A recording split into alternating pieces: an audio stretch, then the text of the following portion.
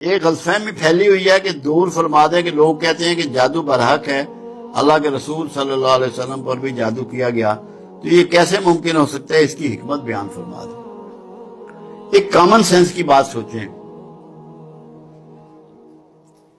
کہ قرآن سارا وحی کی شکل میں ہے، اور وحی اللہ کے رسول کے دل و دماغ پہ اترتی ہے۔ اللہ کا رسول حق ہے اور جادو باطل ہے۔ جادو باطل کو کہتے ہیں، باطل میں نے جھوٹ۔ تو کیا حق پر جھوٹ غالب آ سکتا ہے؟ اگر اللہ کے رسول پر حق پر غالب آ جائے جھوٹ، تو وحی کی تصدیق کیسے کریں گے؟ وحی مشکوک نہ ہو جائے گی؟ یہ ذرا سمجھنا ہے۔ اللہ کے رسول پر جادو کی اٹیمپٹ کی گئی، کیوں؟ تاکہ موضعتین اتاری جائیں، امت کو پتا ہو کہ جب یہ یہودی کیونکہ ماسٹر ہیں جادو کے، مشرکین ہندو جو ہیں جادو کے ماسٹر ہیں، ان سے تم نے بچاؤ کیسے کرنا ہے۔ بچاؤ کا راستہ امت کو سکھانے کے لیے، محفوظ کرنے کے لیے اس کو ایک بطور مثال بنایا گیا۔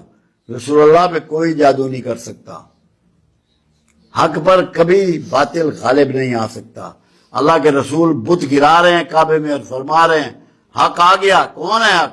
حق تو اللہ تو پہلے سے موجود ہے، محمد رسول اللہ اس دن آئے ہیں وہاں کہ حق آ گیا اور باطل مٹ گیا، اور باطل ہے ہی مٹنے کے لیے۔ ہر باطل جادو ہے، ہر جھوٹ جادو ہے، اس کی کوئی وقت نہیں، اس کی کوئی ویلیو نہیں۔ اللہ کے رسول نے واضح فرما دیا۔ پوچھا گیا کہ جادوگر کیا کر سکتا ہے؟ فرمایا میاں بیوی میں اختلاف ڈلوا سکتا ہے، نہ کسی کی موت لا سکتا ہے، نہ بیماری لا سکتا ہے، نہ اولاد روک سکتا ہے، نہ روزگار روک سکتا ہے، کچھ بھی نہیں کر سکتا، غلط فہمیاں پیدا کر سکتا ہے۔ جتنے جادوگر اس سے پہلے دنیا میں ہوئے، جتنے موجود ہیں اور جتنے آئندہ ہوں گے، ایک روپیہ کسی کا رزق نہ بڑھا سکتے ہیں نہ کم کر سکتے ہیں، نہ کسی کی اولاد پیدا ہونے سے روک سکتے ہیں نہ دے سکتے ہیں۔ جس نے جادو کی بات کو بلیو کیا، اپنے ایمان کا اس نے خاتمہ کیا، اور کسی کی کوئی حیثیت نہیں۔